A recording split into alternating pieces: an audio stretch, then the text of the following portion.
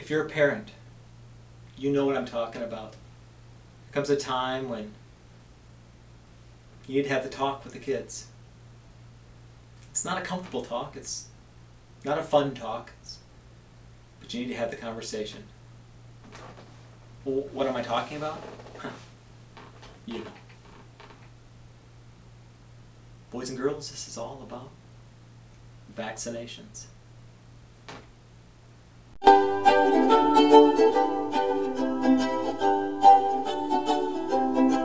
Hi, I'm Dr. Michael Berglund and welcome to Common Sense Medicine. Today we are going to discuss a very tumultuous topic.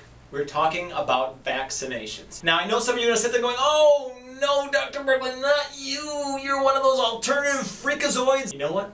We are not going to talk about should I or shouldn't I get a vaccine. This video is about if you plan on not vaccinating your child, what's your plan? Now why I'm saying that is you can be anti-vaccination, right?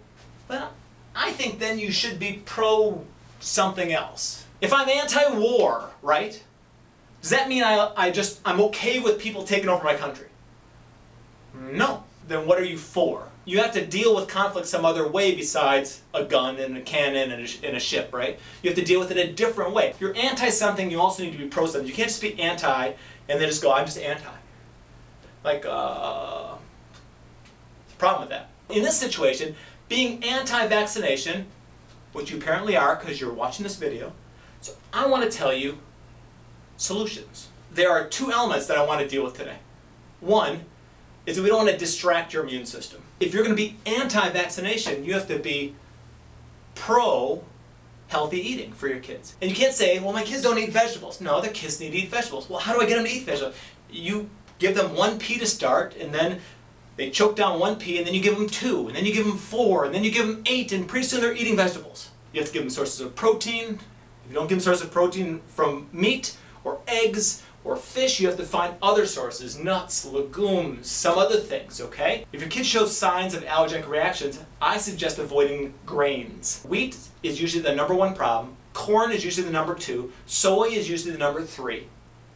And then we run into barley and oats and spelt, and a lot of those are fine. I like, as far as a bread goes, Ezekiel 4:9 bread. It's from Food for Life. You can find it places. That is a healthy, healthy food. Can they have fruit? Of course they can have fruit. I don't want them living on fruit, though.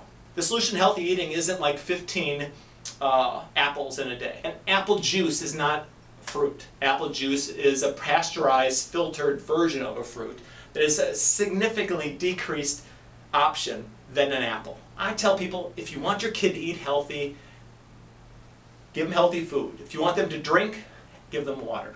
So in one sense, we're going to do healthy eating. What was the other thing? You said there was 2 things, Dr. You're right, I did. Make sure their immune system's strong. What do I mean by a healthy immune system? Well, you've got to make sure that when they get sick and they get over the sickness. The common cold is not the plague. Chicken pox, measles, mumps, okay? These are also not killers in the United States. They may have problems in the other areas of the world where the people are barely hanging on with their nutritional status as is, and then we get them sick and then they die. But in the United States, almost no one dies from measles, mumps, and rubella. Almost no one dies of chicken pox. When we had kids, we used to send our kids to people that had chicken pox. When their kids had chicken pox, we'd send our kids over to the house to play. You're sick. It's not death, it's just giving them immunity.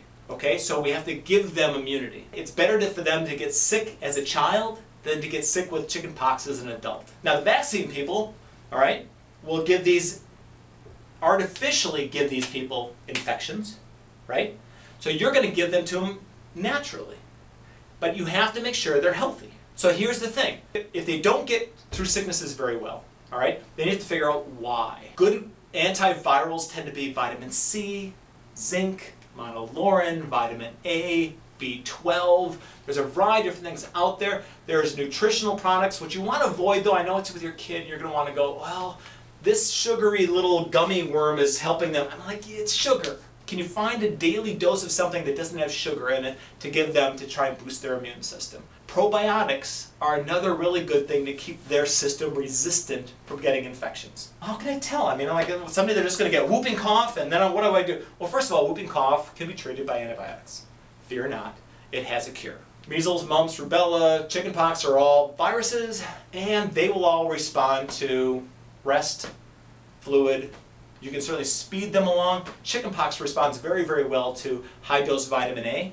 You may want to use an alternative provider, alternative healthcare provider to help you administer that, because vitamin A has a toxicity. Generally in the first week or two it's not going to be considered too toxic, but you just still want to have someone walk you through that process. So as we're coming to the end, let me recap. Healthy food. Okay, in that healthy food I want healthy water, by the way, too. Okay, so some people, that's watching to see if chlorine and fluorine are problems. That's also to make sure if they're doing toxic, to avoid toxic drugs and things that would wear on the system.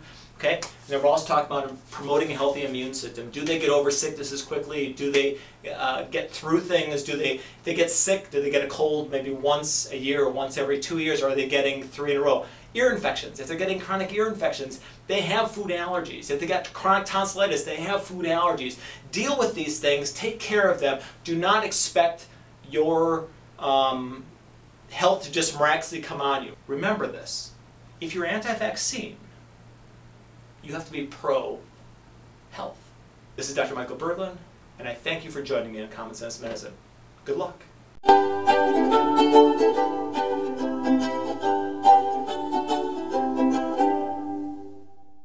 It's a 6-letter word.